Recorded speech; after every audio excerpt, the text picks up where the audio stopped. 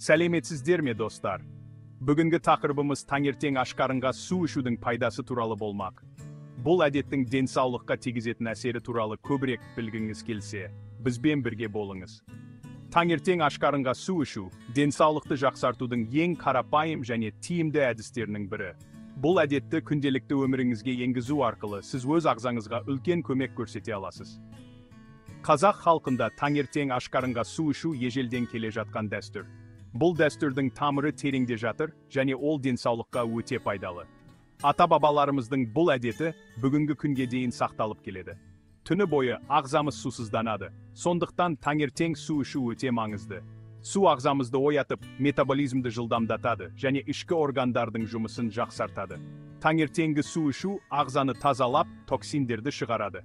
Су ішу ағзамызды оятып, күні бойы жұмыс істеуге дайындайды.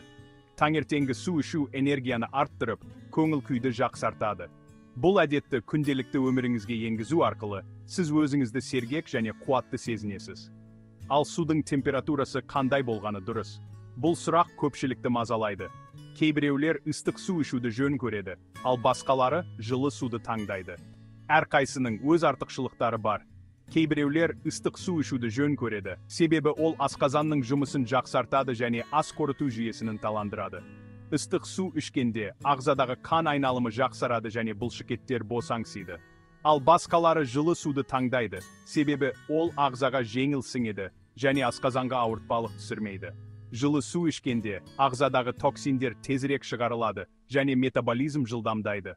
Бүгін біз ыстық және жылы судың пайдасын қарастырамыз. Ыстық су мен жылы судың әрқайсысының өз артықшылықтары бар, сондықтан сіз өзіңізге қолайлысын таңдай аласыз. Ең бастысы, таңертең ашқарынға су ішуді әдетке айналдыру. Ыстық су ішудің бірнеше пайдасы бар. Біріншіден, ас қорыту жүйесін жақсартады. Ыстық су асқазанды жылытып, тамақтың тез қорытылуына көмектеседі. Екіншіден, іш қатудың алдын алуға көмектеседі. Ол ішектерді босаңсытып, нәжісті жұмсартады. Үшіншіден, ыстық су токсиндерді, яғни зиянды заттарды шығаруға көмектеседі. Ыстық су ішкенде дене температурасы көтеріліп терлейміз. Термен бірге ағзадан зиянды заттар шығады. Жылы су да денсаулыққа өте пайдалы. Ыстық су сияқты, жылы су да ас қорытуды жақсартады. Ол асқазан сөлінің бөлінуін ынталандырып, тамақтың жақсы қорытылуына ықпал етеді. Жылы су ішу дене температурасын реттеуге көмектеседі. Егер сіз суықтап қалсаңыз, бір стакан жылы су ішіңіз, денеңіз жылынып, жағдайыңыз жақсарады. Сонымен қатар, жылы су ішу стрессті азайтуға көмектеседі. Ыстық су мен жылы судың ас қорытуға әсері әртүрлі болуы мүмкін. Бұл екі түрлі температурадағы судың ас қорыту жүйесіне қалай әсер ететінін түсіну маңызды. Ыстық су асқазанды тез босатып, тамақтың ішекке өтуін жеделдетеді. Ыстық су ішкен кезде, асқазанның бұлшықеттері босаңсып, тамақтың тезірек өтуіне мүмкіндік береді. Бұл әсіресе таңертең аш қарынға ыстық су ішкенде байқалады. Бұл кейбір адамдарда иш өтуді тудыруы мүмкін. Ыстық су асқазанның қышқылдық деңгейін арттырып, асқазанның қабырғаларын тітіркендіруі мүмкін. Бұл әсіресе асқазан ішек жолдарының сезімталдығы жоғары адамдарда байқалады. Ал жылы су асқазанды біртіндеп жылытып, тамақтың жақсы қорытылуына ықпал етеді. Жылы су асқазанның қышқылдық деңгейін тұрақтандырып, асқазанның қабырғаларын тыныштандырады. Бұл ас қорыту процесін жеңілдетеді және асқазанның жайлылығын арттырады. Егер сізде ас қорыту проблемалары болса, таңертең аш қарынға жылы су ішіп көріңіз. Жылы су асқазанның қышқылдық деңгейін тұрақтандырып, асқазанның қабырғаларын тыныштандырады. Бұл ас қорыту процесін жеңілдетеді және асқазанның жайлылығын арттырады. Егер сізге ыстық су ұнайтын болса, оны тамақтан кейін ішкеніңіз жөн. Ыстық су асқазанның қышқылдық деңгейін арттырып, асқазанның қабырғаларын тітіркендіруі мүмкін.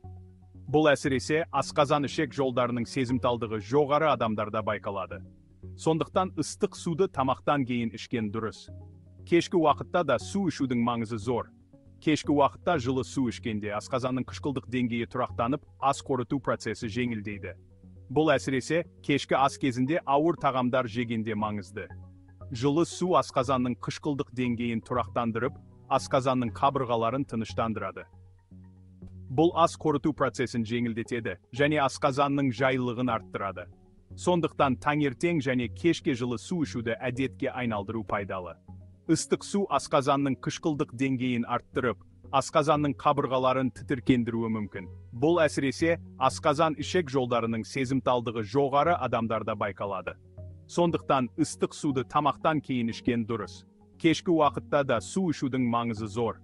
Кешкі уақытта жылы су ішкенде асқазанның қышқылдық деңгейі тұрақтанып, ас қорыту процесі жеңілдейді. Бұл әсіресе кешкі ас кезінде ауыр тағамдар жегенде маңызды. Жылы су асқазанның қышқылдық деңгейін тұрақтандырып, асқазанның қабырғаларын тыныштандырады. Бұл ас қорыту процесін жеңілдетеді және асқазанның жайлылығын арттырады. Сондықтан таңертең және кешке жылы су ішуді әдетке айналдыру пайдалы. Ыстық су мен жылы су метаболизмді жақсартуға көмектеседі.